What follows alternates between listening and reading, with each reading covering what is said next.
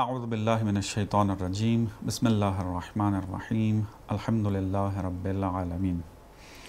ناظرین، مجالس کے برپا کرنے کی اہمیت، ضرورت اور اس کے آداب کے حوالے سے آپ کی خدمت میں مطالب بیان ہو رہے ہیں۔ جب بھی مجالس کے برپا کرنے کے حوالے سے بات ہوتی ہے تو ایک سوال حتماً کیا جاتا ہے کہ یہ جو مجالس برپا کی جا رہی ہیں مکتب تشیع کی طرف سے، آیا یہ سیرت اہل بیت میں بھی موجود ہے یا خود مکتب تشیع کے پیروکاروں نے اپنی طرف سے یہ سیرت بنائی ہے، ایک بدعت ایجاد کی ہے؟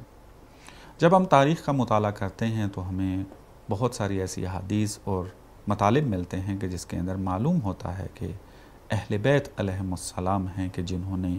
ان مجالس کو برپا کرنے کا اہتمام کیا ہے۔ کامل الزیارات کتاب جو ہے وہ ہمارے انتہائی اہمیت کے حامل کتاب ہے۔ کامل الزیارات کے قدیمی ترین کتاب بھی ہے یہ، اور امام حسین علیہ السلام کی زیارت کے حوالے سے متعدد احادیث اس کے اندر موجود ہیں۔ ہمیں ایک روایت ملتی ہے جناب امام صادق علیہ السلام سے کہ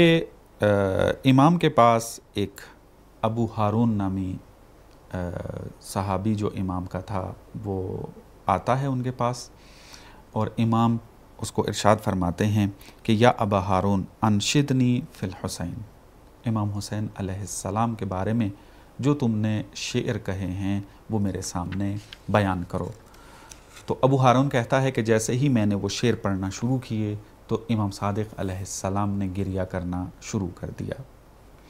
اور جیسے ہی یہ شعر تمام ہوئے تو امام علیہ السلام نے دوبارہ تقاضا کیا کہ میں دوبارہ پڑھوں۔ تو ابو ہارون کہتا ہے کہ میں نے ایک اور اشعار کا مجموعہ امام کے سامنے بیان کیا، تو اسی طریقے سے امام نے جو ہے وہ گریہ کیا، اور اہل بیت امام علیہ السلام کی جو پردے کے پیچھے بیٹھی تھی انہوں نے بھی بلند گریہ کرنا شروع کیا۔ تو جیسے ہی یہ مجلس، یہ مرثیہ، یہ مصائب کا ذکر جو ہے تمام ہوتا ہے تو امام صادق علیہ السلام جو ہیں فرماتے ہیں کہ یا ابا ہارون من انشد فی الحسین شعرا فبکا و ابکا عشرا کتبت لہ الجنہ، کہ اے ابا ہارون کہ جس نے بھی 10 افراد کو جمع کر کے اس کے سامنے جو ہے وہ اس طرح مرثیہ پڑھا اور گریہ کیا اس کے اندر، تو اس کے اوپر جنت واجب ہے۔ پھر فرماتے ہیں وَمَنْ أَنْشَدَ فِي الْحُسَيْنِ شِعْرًا فَبَكَى وَأَبْكَى خَمْسَةً كُتِبَتْ لَهُ الْجَنَّةُ، اگر 5 افراد کو جمع کر کے امام حسین علیہ السلام کا مرثیہ بیان کیا جائے اور وہ گریہ کرے اور گریہ کروائے ان کو، تو اس پر بھی جنت واجب ہے۔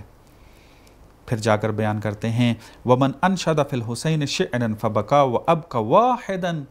كُتِبَتْ لَهُمَا الْجَنَّةُ، اگر ایک بندہ بھی موجود ہو اور وہ اس کے سامنے مرثیہ بیان کرے، خود بھی روئے اور اس کو بھی رلائے، تو دونوں پر خدا جنت واجب کر دے گا۔ پھر فرماتے ہیں وَمَنْ ذُكِرَ الْحُسَيْنُ عَلَيْهِ السَّلَامُ عِنْدَهُ فَخَرَجَ مِنْ عَيْنَيْهِ مِنَ الدُّمُوعِ مِقْدَارُ جَنَاحِ ذُبَابٍ كَانَ ثَوَابُهُ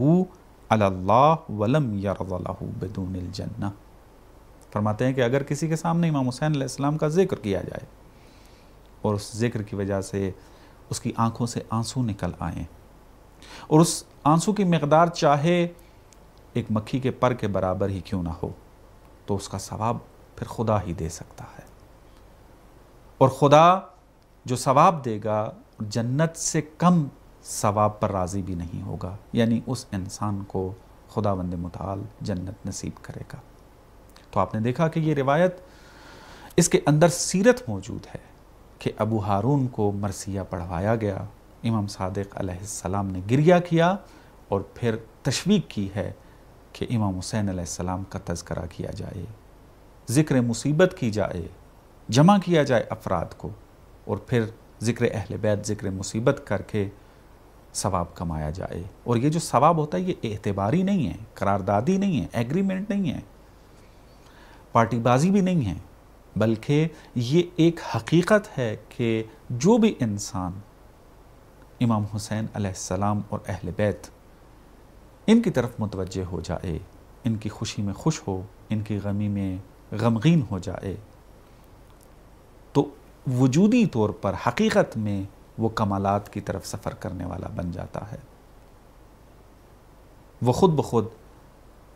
ان اعمال کے ذریعے جنت میں پہنچ جاتا ہے، اور خداوند متعال اس کی مدد فرماتا ہے۔ اور خداوند متعال سے دعا گو ہیں کہ خداوند متعال ہمیں امام حسین علیہ السلام اور اہل بیت کا ذکر کرنے اور دوسروں کے سامنے ذکر بیان کرنے کی توفیق نصیب فرمائے۔ وصلی اللہ علی محمد و آل محمد۔